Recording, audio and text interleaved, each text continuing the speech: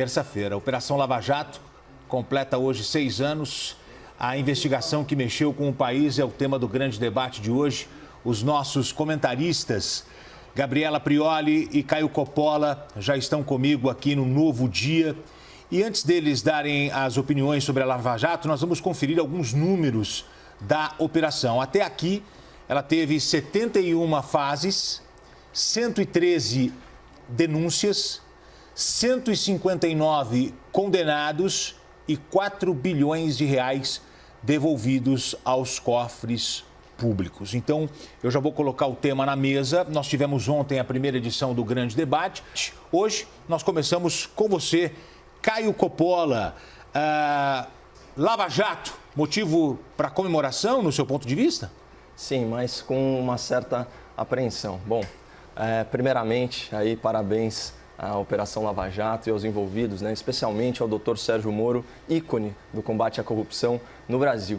Esse tema do aniversário da Lava Jato, ele certamente desagrada quem gostaria de varrer para debaixo do tapete o passado podre dos governos petistas, que instauraram no Brasil uma cleptocracia. O que é a cleptocracia, Gotino? É um governo aparelhado com agentes corruptos dedicados a desviar a verba pública para um projeto criminoso de perpetuação no poder. E, claro, também para uso pessoal, Então, você tem um sítio aqui, um triplex ali, por aí vai.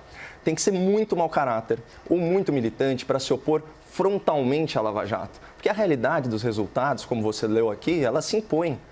Só que, para usar uma expressão bem humorada, já consagrada pelo jornalismo de opinião, tem sempre os tais vigaristas da adversativa. A adversativa é aquela oração que expressa uma ideia de contraste, de oposição com a frase anterior. Por exemplo, sou a favor da Lava Jato, mas defendo o combate à corrupção, porém...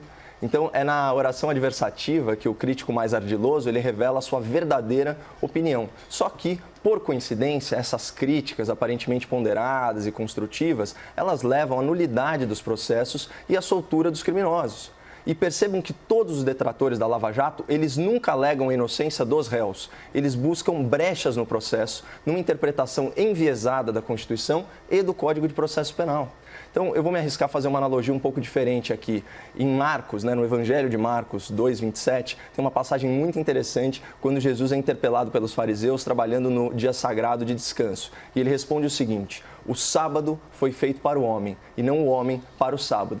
Parafraseando esse versículo, trazendo aqui para a nossa pauta, o processo foi feito para a justiça e não a justiça para o processo. Então, o que tanto a Bíblia quanto a lógica ensinam é que existe uma hierarquia óbvia entre o meio e o fim, embora o fim justo não justifique o meio injusto, isso via de regra. Assim, o processo ele tem que ser um meio de se alcançar a justiça, não de se impedir a justiça. E os críticos da Lava Jato, eles torturam a lei com interpretações criativas até que ela confesse o que eles querem ouvir. E assim... eles atingem o seu verdadeiro objetivo final, que é soltar seus corruptos de estimação da cadeia. Então, assim, eles estão, infelizmente, sendo bem-sucedidos e, por isso, o aniversário da Lava Jato é uma data para ser comemorada, mas lamentando os retrocessos no combate à impunidade endossados pelo Supremo Tribunal Federal. Agora nós vamos ouvir Gabriela Prioli falando sobre a Lava Jato, 6 anos. Tem mais ou não tem mais? Em tudo tem mais, Gotino? Eu acho que é muito complicado a gente se filiar a essa corrente que tem uma interpretação binária do mundo. Então, a gente não precisa dividir o universo entre coisas boas e coisas ruins.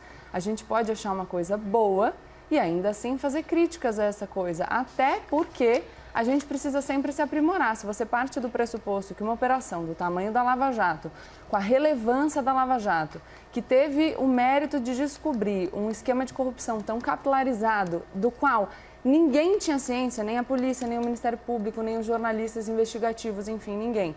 Se você acha que uma operação dessa magnitude pode acontecer sem que a gente tenha que fazer críticas para aprimorar o sistema de combate à corrupção, eu acho que é uma interpretação um pouco simplista da realidade, eu me permito não fazê-la.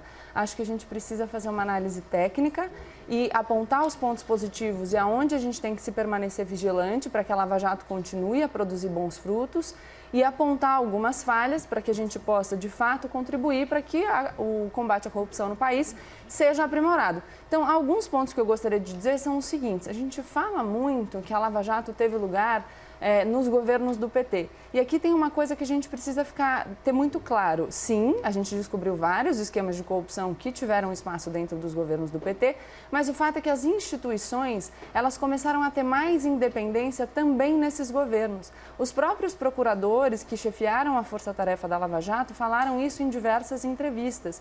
Então, o que se dizia é que antes o Procurador-Geral da República não tinha independência para processar esses crimes, que a Polícia Federal não tinha independência. Alguns dos instrumentos mais significativos que a gente começou a falar durante a Lava Jato, por exemplo, a colaboração premiada ou os acordos de leniência, sobre os quais eu vou falar mais para frente de forma mais detalhada, são institutos que foram trazidos para o Brasil na Lei das Organizações Criminosas, que é uma lei de 2013, da gestão Dilma. Então, uma coisa para a gente ficar vigilante é continuar nos próximos governos garantindo a independência das instituições. E aí cuidar, por exemplo, para que o Poder Executivo não interfira indevidamente na organização da Polícia Federal. A gente teve recentemente, depois de 18 anos, a indicação de um Procurador-Geral da República sem observar a lista tríplice do Ministério Público. Então, assim, o combate à corrupção é fantástico e maravilhoso. Eu até trouxe aqui um dado do FMI de 2016, que fala que só o suborno, que é uma modalidade de corrupção, tem impacto, chega a ser 2% do PIB mundial, cerca de 2 trilhões de dólares.